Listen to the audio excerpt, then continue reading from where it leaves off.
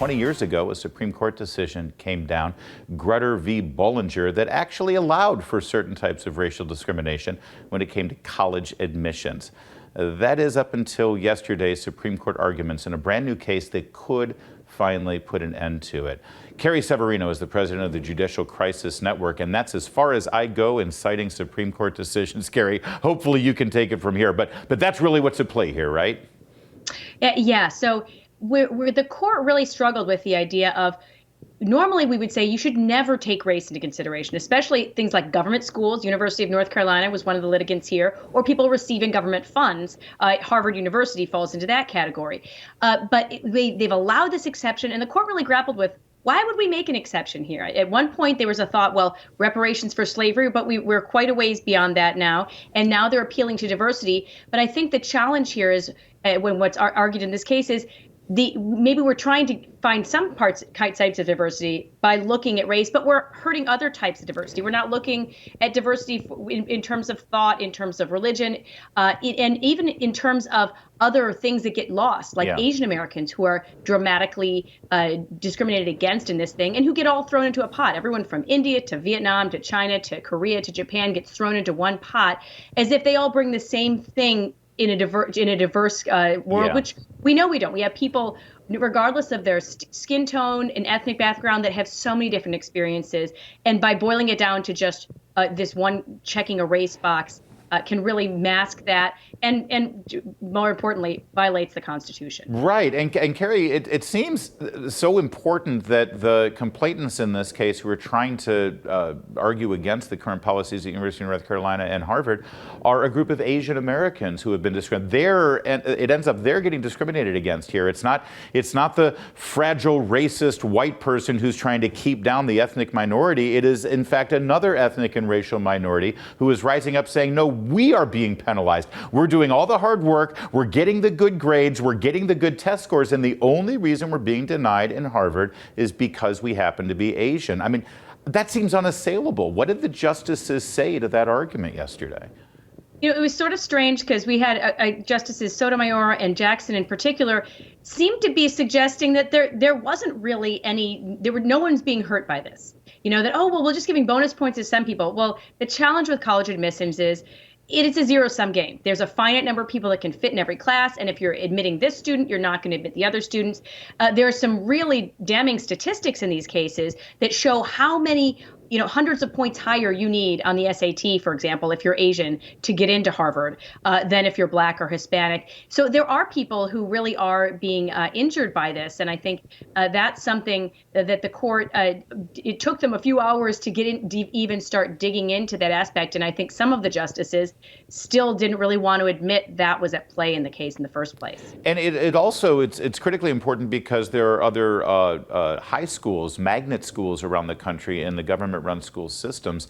There's one famous case happening right in the D.C. area, Thomas Jefferson High School in Fairfax County, that has sort of adopted these same admissions policies. This is all in the idea of diversity. But again, the people who are getting penalized the most are Asian American children who otherwise would be accepted. Could this decision have this same domino effect to public high schools that we see utilize these same criteria? Yeah, particularly if, as we expect, the court bases its decision not just on Title VI of the Civil Rights Act, which is pretty explicit about not taking race into account for schools that receive these federal funds, but also the 14th Amendment to the Constitution. And that is, we know, is the supreme law of the land. That would apply not just to the state institutions like University of North Carolina, but all the way down to our local government-run schools as well. And we can't forget that there are also strong arguments, and Justice Thomas has made some of these himself, that this is not just hurting the Asian American students, perhaps, who are excluded because they didn't have high enough test scores for an Asian, whereas they might have for other racial groups, but also for any student who's being placed for reasons other than their actual being able to do the work at that level. If you have students who are at a school that is the wrong match for them, the wrong fit, then that mismatch can result, and some people have argued it really has resulted, in a lot more Black students being not doing as well as they would have, especially in challenging fields such as engineering or in the sciences, and where maybe they would have if they had been at the school that was the correct fit for them. And Justice Thomas has spoken eloquently about how his own degree was lessened because people all assumed, well, oh, you only got into Yale Law School because of the color of your skin. And he felt like he had to prove himself even more as a result of that. So this is, anytime we're discriminating on the basis of race, it's hurting people all across the board, and many times even hurting the people that we are trying to help. Yeah, a great point. And when you were watching the arguments, did those defending the colleges, did they use this term, we take a holistic approach to the admissions process? I just went through college admissions for my two oldest kids. The second, one of them graduated, the other one's about to graduate. And I kept hearing that all the time. Oh, we take a holistic approach. And to me, that just sounded like, yeah, we're going to be real subjective and we're just going to pick and choose who we want here. That's unfortunately a lot of times what it boils down to. And it's a technique that schools have used. At Harvard, going back 100 years, they were using this holistic approach as a way to discriminate against Jewish students in a period where they felt like there were too many Jews at Harvard. I mean, so this has actually a very long and damaging history. And I think the court was considering that and very concerned about that. It also allows them to pretend that, oh, no, we're not really doing this. Race is just one of many, many factors. But it was funny because you heard people arguing simultaneously, don't worry, race is doing almost no work here. It's really not having an effect. But if you said, okay, it's not really doing much work, let's just get rid of considering race directly. You can consider socioeconomic status, overcoming difficulties in your life, all these other things, but don't consider race per se, just as race. And they seem to suggest that no, then we would have basically resegregation. So race is either doing no work at all, it's just one of a million factors, but it's also so crucial that they could not possibly stop doing it. And I think that's just not true. We see states like California that have forbidden race in admissions for a long time, and they're doing just fine, and they have a lot of minority students and a lot of diversity in their schools. Could you also quickly explain the distinction here between a state-run school like University of North Carolina, a private school like Harvard that still gets government funds, and then what about a private school that doesn't get any government funds? Are they able to discriminate on the basis of race?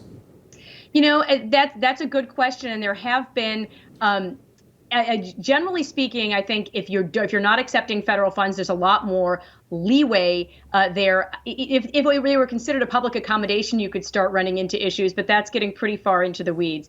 As it is, I'm not aware of any private schools that actually are interested in doing serious race discrimination. But in terms of this kind of racial preferences and admissions, maybe rejecting federal funds would be the way to go for somewhere, especially like Harvard, that has an enormous endowment they're sitting. Well, that's the other funny thing. The fact that Harvard is on the public dole is an outrage that we should take up in another segment. And I'm certainly not advocating for a private institution to discriminate on the basis of race. I think it's a shock to most American systems to think that the 14th Amendment isn't already in application here, that you can't discriminate for any admissions based on race.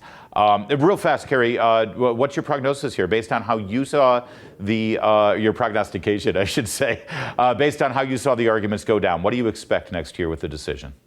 My prognosis for the Greta decision you talked about is that it has a very short lifespan. Okay. So it looks like the court is very concerned about that case. It wasn't on great theoretical footing in the first place. And I think you saw about 6 justices, the conservative originalist justices, as well as Chief Justice Roberts, who were very concerned about it. And I think want to return our Constitution to a colorblind one and say this is a key part of our 14th Amendment. Let's return and make sure we're being faithful to that colorblind history. Carrie Severino, Judicial Crisis Network, thank you. More to come on O'Connor Tonight.